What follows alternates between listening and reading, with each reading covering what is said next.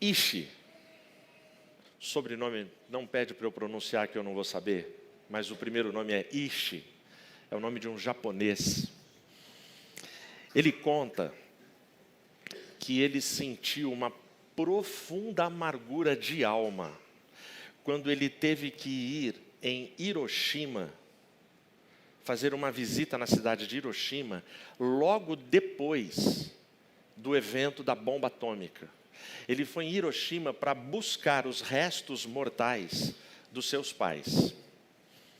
E ele conta que quando ele entra na cidade, ele conhecia Hiroshima, a amargura e a tristeza que ele sentiu foi assim muito intensas, muito grandes, porque ele conhecia Hiroshima como uma cidade vibrante, com uma paisagem bonita, com uma arquitetura que o agradava. Mas ele chega em Hiroshima, o que ele encontra depois da bomba atômica é um estado assim, uma paisagem desoladora, ruínas, um monte de construção que virou entulho, virou pó. Ele fala que nas árvores, ele procurou, ele não conseguiu ver, avistar, sequer uma única folhinha verde, céu todo cinza. Ele não viu durante a visita dele um pássaro, ele não ouviu um pássaro. Pode parecer um negócio para a gente que nem faz falta, mas se você prestar atenção, todo dia, aqui na cidade de Campinas, lá em Valinhos, que é no meio da fazenda, todo dia, quando a gente acorda, você está na cama, o primeiro som que você ouve, depois do despertador do seu celular, o primeiro som é de um pássaro. Tem algum pássaro que faz um som e a gente ouve esse som. Mas é tão comum que a gente não... No sítio, não é? Pássaro ou galinha? Galinha. Então, olha só. Ele conta que o caos era muito grande. E aí, no final do testemunho dele, dessa visita a Hiroshima, ele termina dizendo assim: por alguns momentos, eu senti um profundo abandono e um sentimento inexplicável de falta de esperança. É o que ele diz. Eu diria para você que Davi também se sentiu assim. Como Davi, eu e você, nós temos momentos na nossa história e na nossa vida, nós temos ciclos, nós temos fases da nossa vida, que a gente também se sente abandonado, e se nós não encontrarmos forças para equacionar toda a desolação e o cenário de derrota que se coloca e que se impõe na nossa vida, na nossa família, na nossa casa, nos nossos negócios, nos nossos cenários, se a gente não resistir a isso, a gente também sente um profundo mergulhar na desesperança, na falta de esperança. E Davi, o grande rei Davi, ele também teve momentos assim. E quando ele se sentiu assim, quando Davi se sentiu assim, o que ele fez? Como é que ele reagiu ao estado de caos, ao estado de destruição e ao estado de falta de esperança na vida dele? Como ele se sentiu? O que ele fez? Ele fez poesia. Ele escreveu poesia. Ele coloca a alma dele em poesia. E eu vou ler uma dessa poesia para você, parte dela. Queria que você ficasse em pé agora. Salmo 65.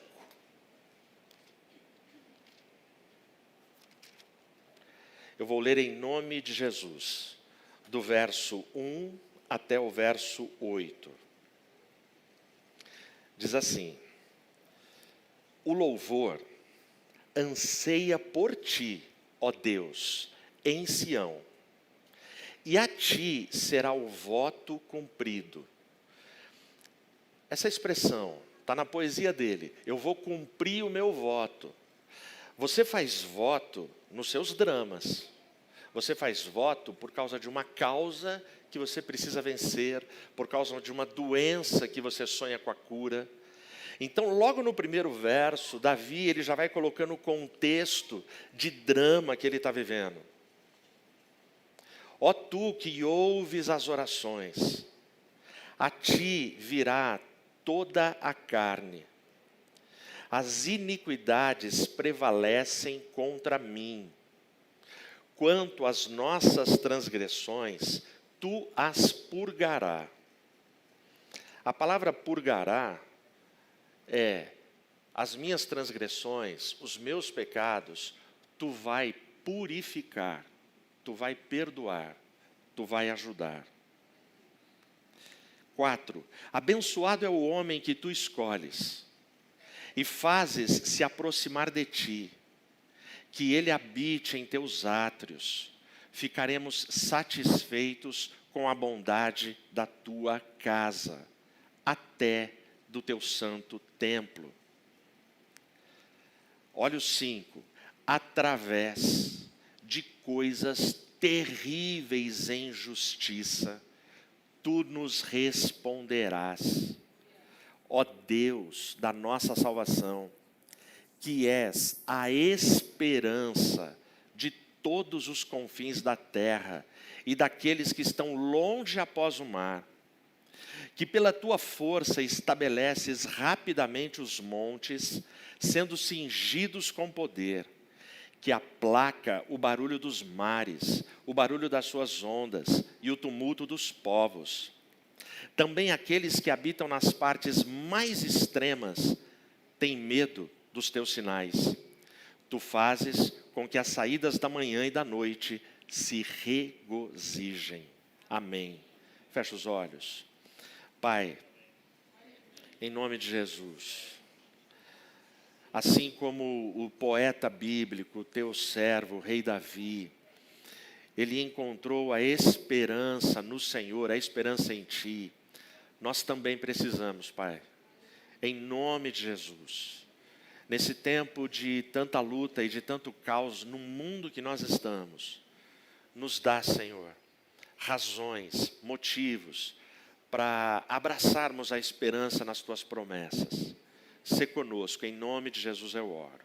Amém. Podem se assentar. Atenção. Antes de eu continuar, eu conto com a paciência de vocês.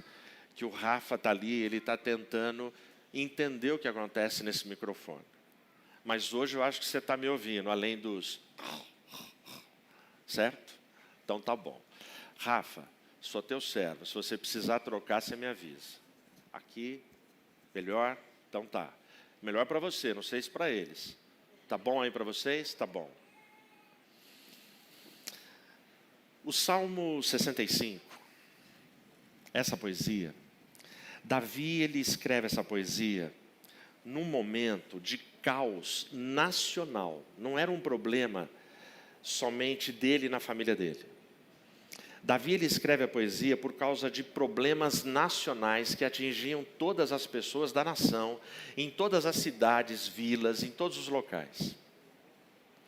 Quando Davi fala, nos últimos versos que eu li, que os povos nas extremidades da terra temem a ele, as extremidades significa aqueles lugares da periferia do país que a gente pouco visita.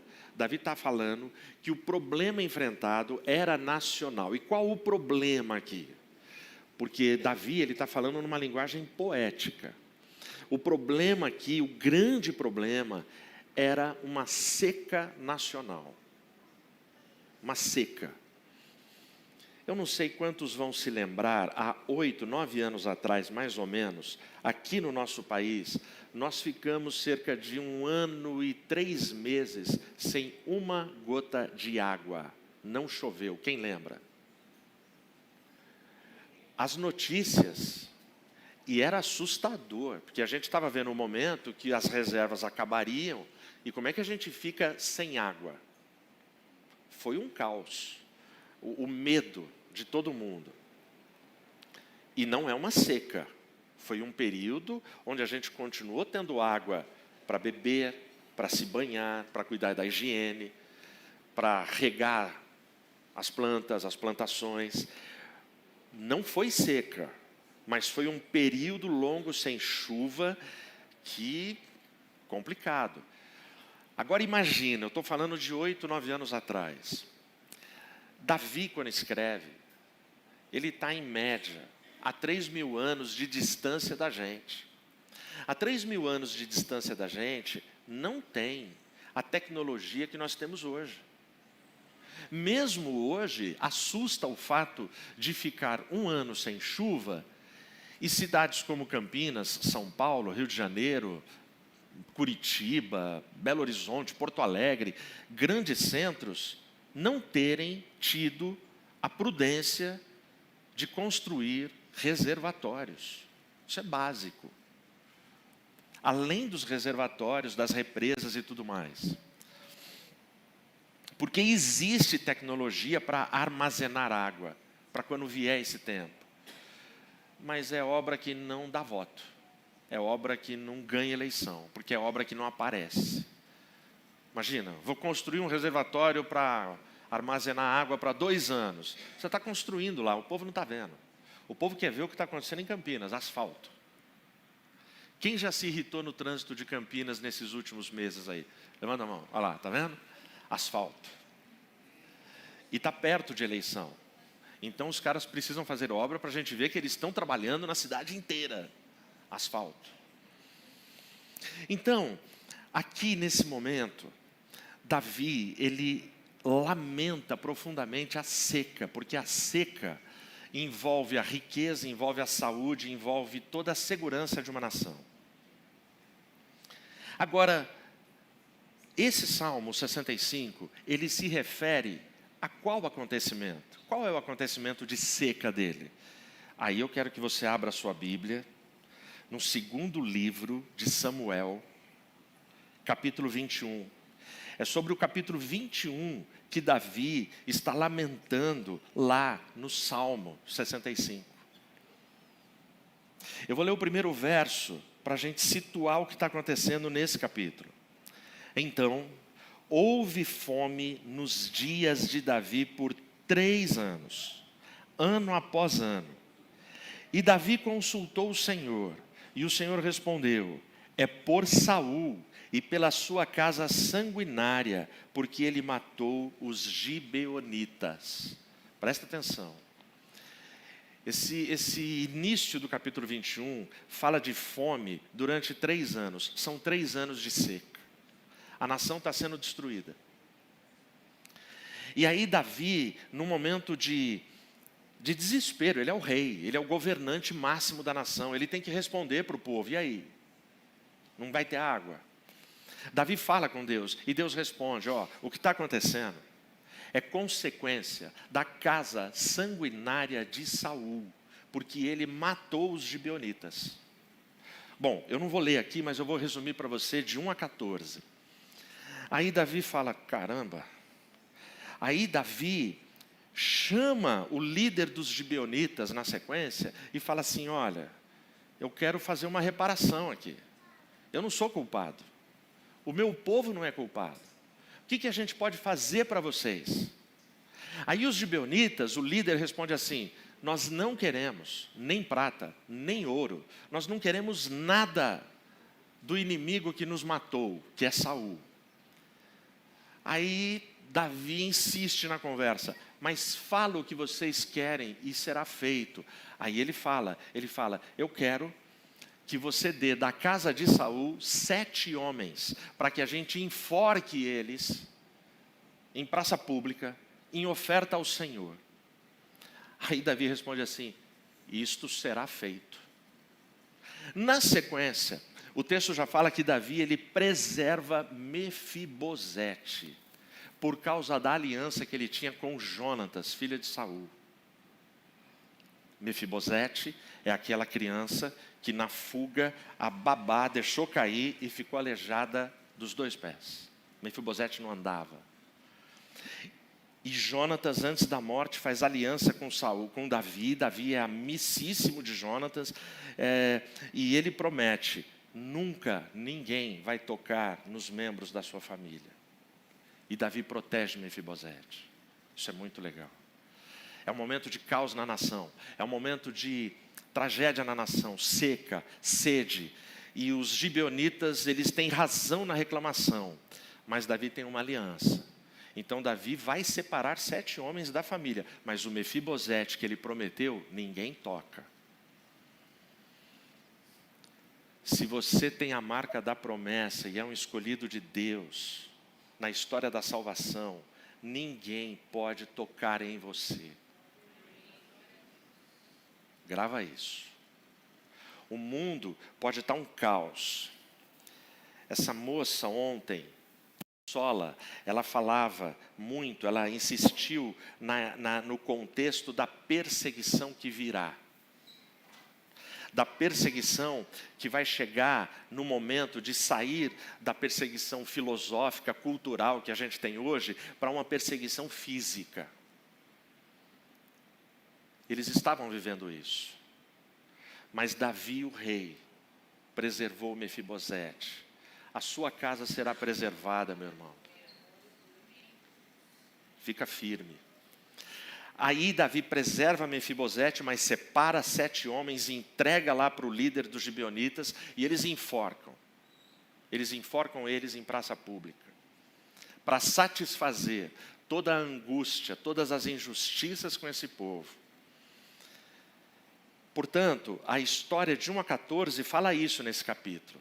Mas você sabe que desgraça nunca vem sozinho. Sim ou não? Você já ouviu falar que miséria pouca é?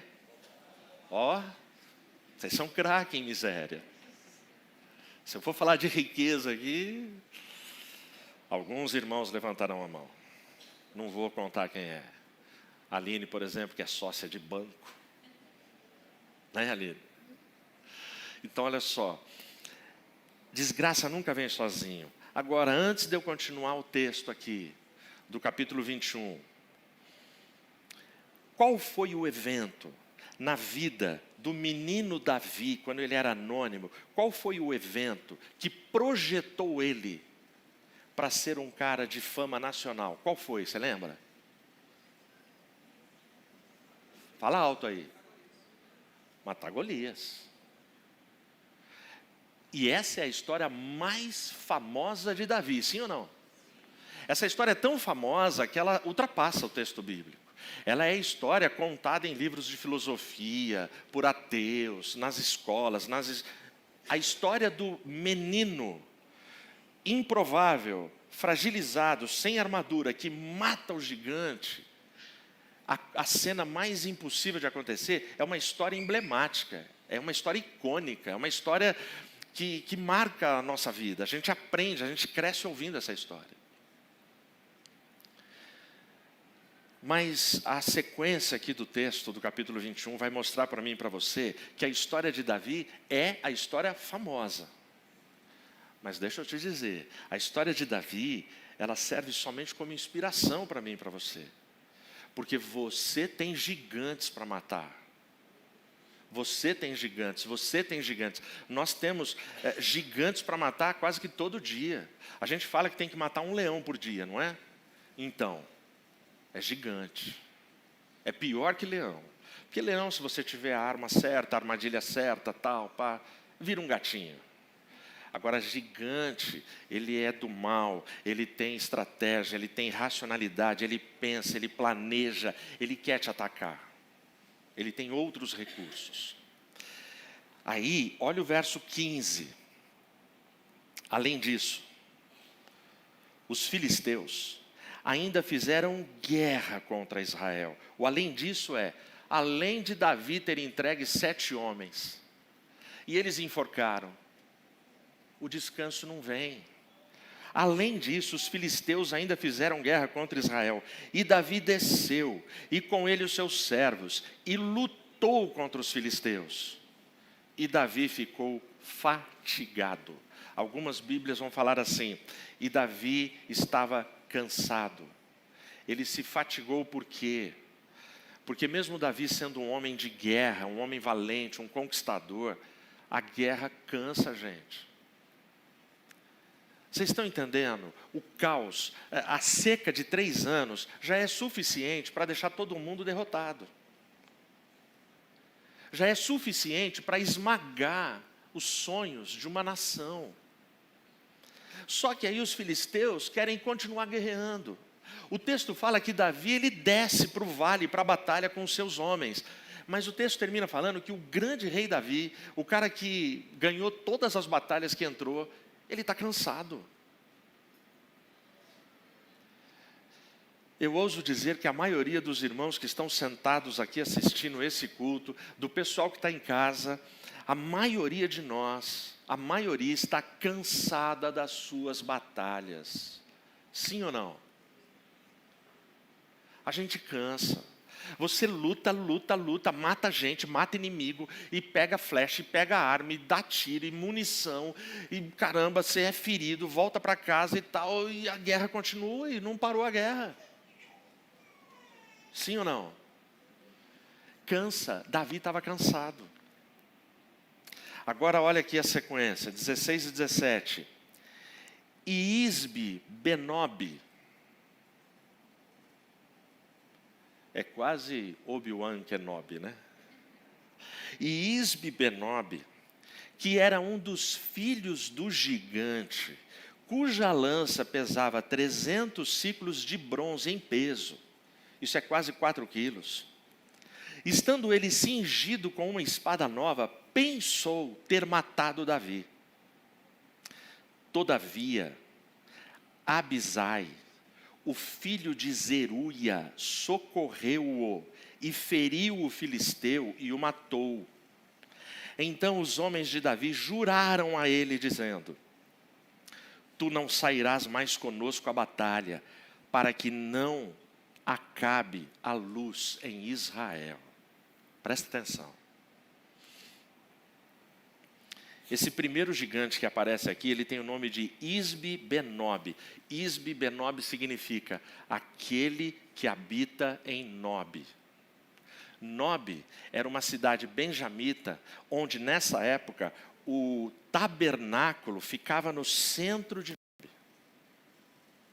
O tabernáculo onde o povo de Israel vinha para adorar o Senhor. O tabernáculo que é o pré-projeto do templo. Tudo que tinha no templo, tinha no tabernáculo. As divisões, todas as coisas. Então, o tabernáculo do povo de Deus está em Nob. E esse gigante, o nome dele significa aquele que habita em Nob. O cara que mata ele chama Abisai. Abisai significa o pai existe. Ele é filho de Zeruia. Zeruia é o nome de uma mulher. Tem alguma Zeruia aqui? Que sorte a sua. Não, porque tem pai e mãe que não tem piedade. Verdade, né, Gátia? Então, olha só. A Zeruia, o nome dela significa bálsamo. A Zeruia, ela educa, ela cuida dos filhos sozinha. Ela era viúva, o marido havia morrido. No capítulo 2 de 2 Samuel, no último verso 32, a gente tem essa informação. Fala lá que Azael foi sepultado junto da sepultura do pai. Azael era irmão desse Abisai. Ou seja, a Zeruia é uma mulher forte, é uma mulher que tem o significado de bálsamo, que é remédio, que é alívio, que é perfume, mas ela foi forte. Ela criou os seus filhos para serem homens. Ela não está nessa sociedade nossa progressista que não sabe mais criar homens. Ela cria os filhos sem a figura paterna, sem a figura masculina, mas ela faz deles homens. Presta atenção aqui nesse primeiro dia, nesse primeiro momento da batalha.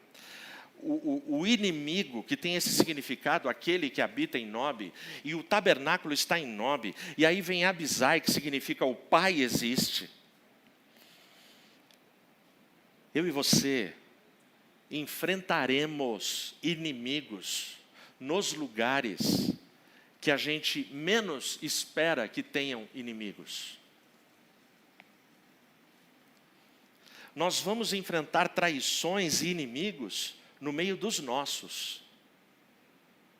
Mas é muito legal que o Abisai é o cara que matou esse gigante. Porque o significado do nome dele é: o Pai existe. Então presta atenção, quando gigantes se levantarem contra você, no meio das pessoas que você confia, você tem um Pai. E é muito legal saber que esse cara, ele não tinha pai terreno, porque a Zeruia, a mãe dele, criou ele sem a figura do pai. Mas na hora do desespero, o Pai socorreu. Você não está sozinho. Você não está sozinho. E por que ele socorreu? O Salmo 65, 5, na poesia de Davi: porque Deus, Ele é a esperança de todos os povos. Aí continua aqui, ao 18. E sucedeu depois disso, que houve novamente uma batalha com os filisteus em Gobe. Então Sibecai, ou Uzatita, matou Safi, o qual era dos filhos dos gigantes. Mais um gigante. Esse aqui chama Safi. O nome Safi significa limiar. Limiar tem o sentido de limite. Então agora pega o contexto. O povo está há 3 anos enfrentando seca. O nosso inimigo, gente, ele não tem respeito, piedade, ele não tem clemência, ele não respeita regras. O nosso inimigo, ele não vai enfrentar alguém que tem a mesma força que ele. Ele pega o ferido, o machucado, o fragilizado, para terminar de matar. Você está entendendo?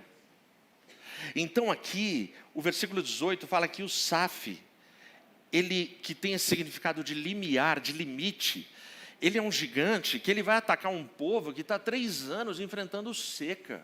Um povo que está fraco para a batalha.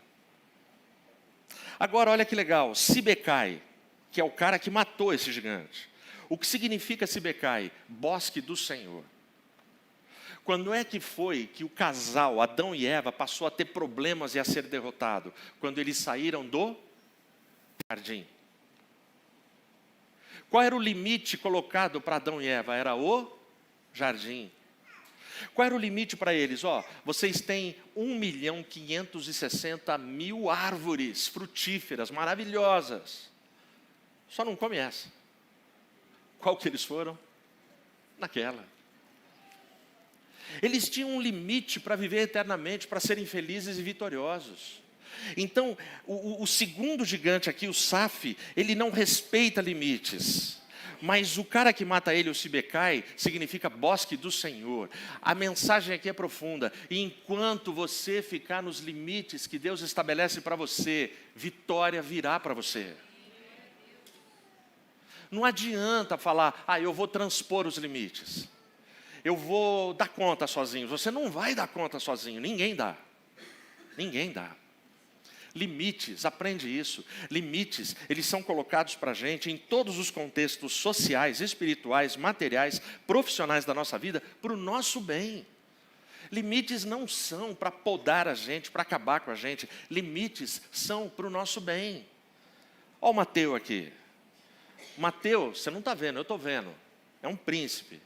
Ele tem um limite. Ele não pode chegar ali. Quem está de olho nele? O bosque do Senhor, que é o Pai. O Pai vai cuidar para que essa criança fique nos limites. E ele vai ficar nos limites até entender o bem e o mal, o certo e o errado. E aí o pai vai ter que orar muito e confiar para que a lição que ele ensinou para esse menino prevaleça na vida dele. Porque o menino vai ter vida própria depois. E toda vez que ele ultrapassar o limite, ele vai quebrar a cara. Então olhem para ele enquanto ele está puro. Percebe? Olha o terceiro gigante aqui no verso 19.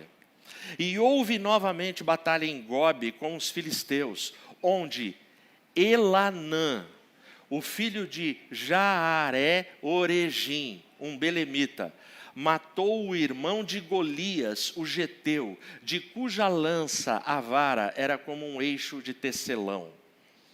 Bom, aqui não fala o nome do gigante, mas fala que ele era irmão de Golias. O Golias, o nome significa exílio. Exílio tem a ver com solidão. Tem a ver com ter uma vida solitária. E o Elanã, significa Deus clemente. Olha que interessante. O gigante, que significa estar solitário, a ideia do massacre em nós, a ideia dos inimigos contra nós, é colocar você de forma isolada, sem a sua família, destruindo a tua família, você fragilizado.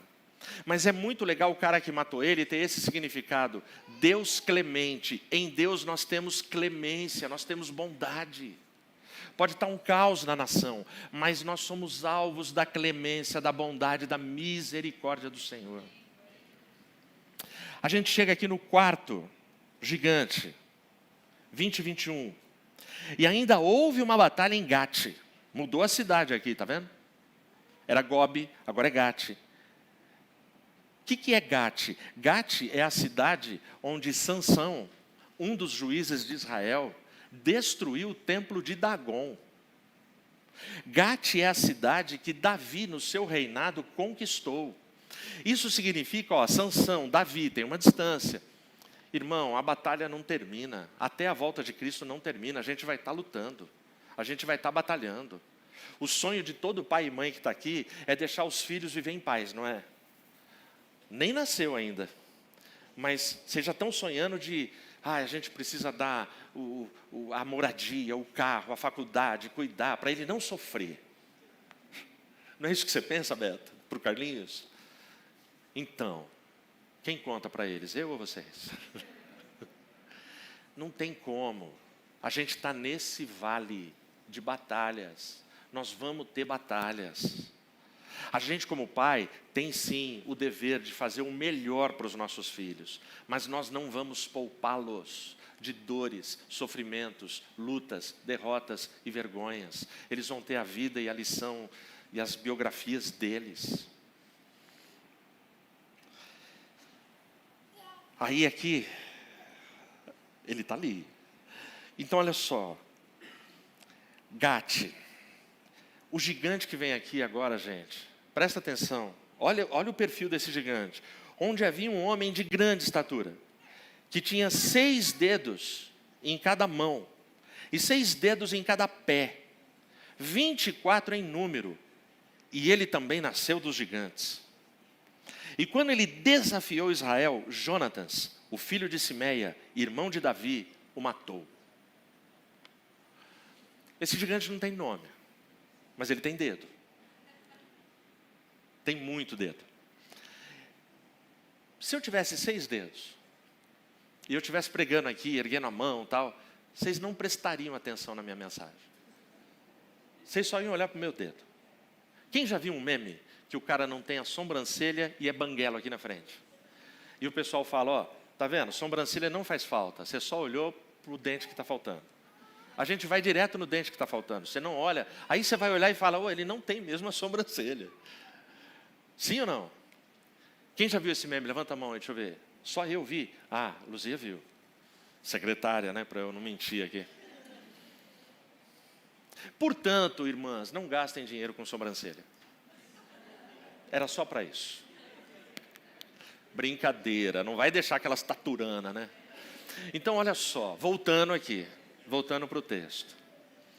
O cara, ele tem 6 dedos aqui, 6 dedos aqui, 6 dedos num pé, 6 dedos no outro pé, e ele é gigante. Eu chamo esse gigante que não tem nome, ele é um gigante anormal. Ele sai do padrão. O gigante já é assustador, mas esse gigante é mais assustador. Ele é gigante, mas ele é meio monstro. Quem mata ele é Jonatas. Jonatas significa Jeová me deu. Nós enfrentamos batalhas gigantescas, que são como gigantes anormais, que têm aparência anormal. Nós enfrentamos situações bizarras, inexplicáveis. São aquelas situações que você fala assim: como eu fui cair nessa? Como é que isso aconteceu? Como é que eu fui me relacionar com esta pessoa? Como é que eu fui acreditar no que aquele cidadão me disse? Como eu caí naquela historinha do gerente do meu banco? Agora eu estou enrolado. Por que eu fui acreditar naquele vizinho? Por que eu comi aquilo? Por que eu fui naquela balada que me falaram que era só para me divertir e eu estou arrebentado até hoje? O texto fala de um gigante anormal, gente. E fala do Jonatas, que significa exatamente isso: Jeová me deu. Então deixa eu te falar, quando a gente entra em batalhas anormais, e a gente entra, Jeová vem em nosso socorro, e Ele também nos dá a vitória.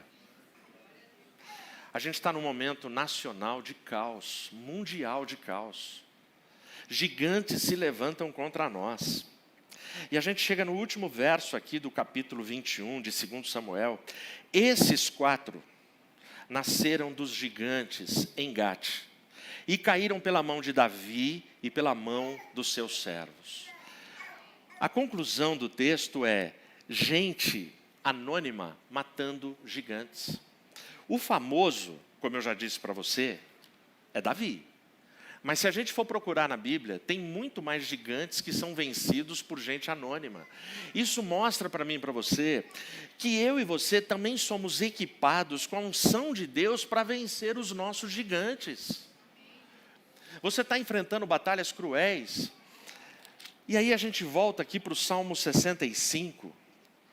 Eu vou ler de novo o verso 5 para você. Através de coisas terríveis em justiça, tu nos responderás. Que coisas terríveis são essas? Aqui nesse contexto, como a gente viu lá, tem a ver com a seca e os gigantes.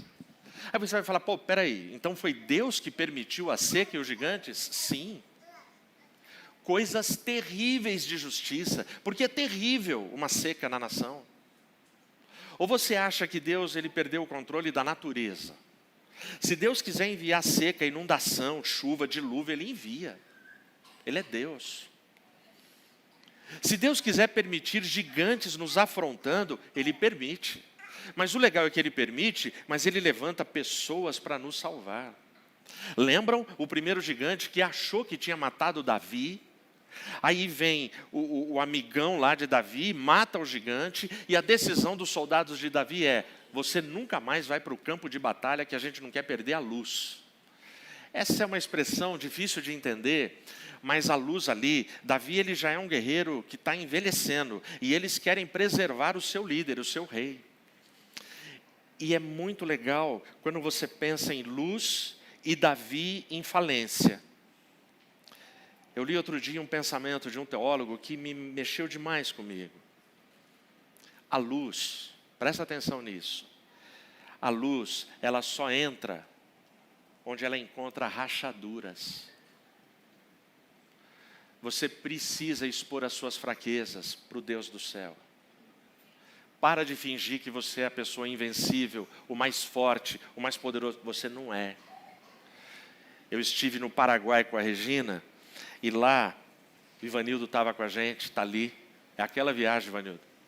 Eu fui hospedado numa casa onde ela era toda de madeira e as madeiras ficavam coladas uma na outra, mas tinha frestas. Gente, o interruptor para desligar a luz era fora do quarto. Eu e a Regina, a gente tinha que se trocar. E quando estava tudo pronto, eu dava um grito para o pastor que nos recebeu: pastor, pode apagar a luz. Olha a cena. Quando ele apagou a luz, eu e a Regina nos assustamos, porque aí as frestas ficaram reais. Parecia que eu estava num show, só laser entrando. A luz do poste da rua. A luz entra onde ela encontra frestas. Quando você é exposto, por mais vergonha que cause socialmente, é o espaço onde a luz do Evangelho entra, meu irmão. Amém? Então aqui a gente encontra o fechamento ali, que homens comuns mataram gigantes. E aí Davi aqui ele está falando através de coisas terríveis, ele está lembrando da seca, dos gigantes, de tudo que ele enfrentou. Ó Deus da nossa salvação, que és a esperança até os confins da terra. Como é que ele termina o Salmo? Ele termina o Salmo falando aqui, ó, verso 9. Tu visitas a terra e a regas. Grava isso, e a regas. Ele está reclamando da seca. Tu a enriqueces grandemente com o rio de Deus, que é cheio de água. Tu lhes preparas o milho, quando tu assim o proveste. Tu regas seus cumes abundantemente. Tu estabeleces seus sulcos. Tu as tornas macias com chuvas. Tu abençoas as suas nascentes. Tu coroas o ano com a tua bondade, e teus caminhos vertem gordura. Eles vertem sobre as pastagens do deserto, e os pequenos montes regozijam a cada lado. Olha o 13, como ele fecha. As pastagens são vestidas de rebanhos, os vales também são cobertos de milho. Eles gritam de alegria e também cantam. Eu gosto do e também cantam. Davi está falando, ó, tem louvor, tem música. Os caras ensaiaram de manhã, de tarde, de noite, todo dia da semana para o culto. Eles cantam. Mas quando a bênção vem, eles gritam. O grito supera o louvor. Eles gritam de alegria. Eles vibram de alegria. Amém? E por que eles gritam e vibram de alegria? Porque Davi, é muito claro para ele, a minha esperança está no Senhor, na poesia dele. Quando ele fala que a esperança está em todos os confins da terra, nos últimos versos ele confirma isso em 3 versos, 9, 10 e 11. Em 3 versos, por 12 vezes, ele cita a fonte da esperança dele, o tesouro que ele encontra nos salmos, na poesia dele. Eu vou ler de novo para você, conta comigo aí, ó. Verso 9, tu, é o primeiro, ele se refere a Deus. Tu visitas a terra e a regas, tu a enriqueces grandemente com o rio de Deus, que é cheio de água. Tu lhe preparas o milho, quando tu assim o proveste. Em um verso, por 5 vezes, Deus aparece. Olha o 10, tu regas seus cumes abundantemente, tu estabeleces seus sulcos, tu as tornas macias com chuvas, tu abençoas as suas nascentes, 4 vezes, 9 vezes. Olha o 11, tu coroas o ano com a tua bondade, e teus caminhos vertem gordura. 3 vezes, 12 vezes em apenas 3 versos. O salmo aqui, nesses 3 versos, ele está encharcado, ele está saturado da presença de Deus na poesia de Davi.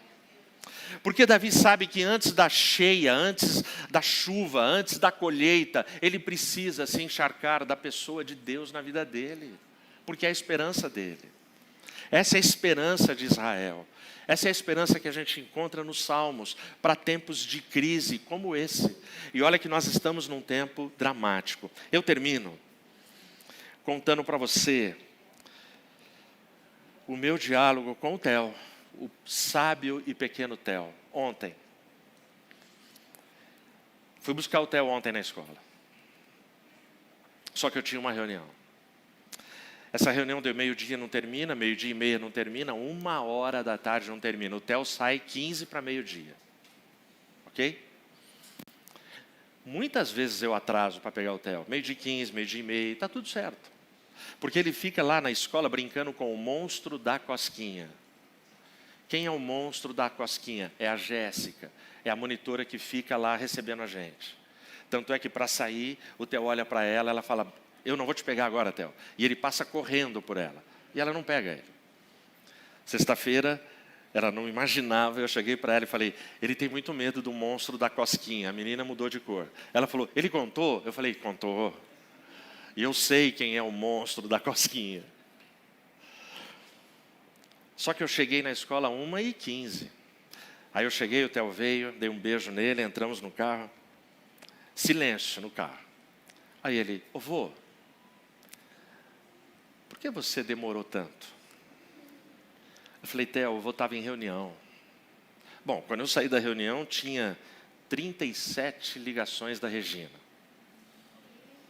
mais ou menos. Aí eu liguei para ela, eu falei, Rê, saí da reunião. Ela, só agora? Eu falei, só. O Theo, eu falei, calma, ele não desintegrou. Está na escola, no máximo eu vou tomar uma bronca lá dos monitores, mas ele está lá. Aí eu falei para ele, eu falei, Theo, eu tive reunião, por isso eu atrasei. Desculpa, vô. Silêncio no carro. Theo é falante. Passou uns 5 minutos, eu estou indo, aí o Theo, vô Ed.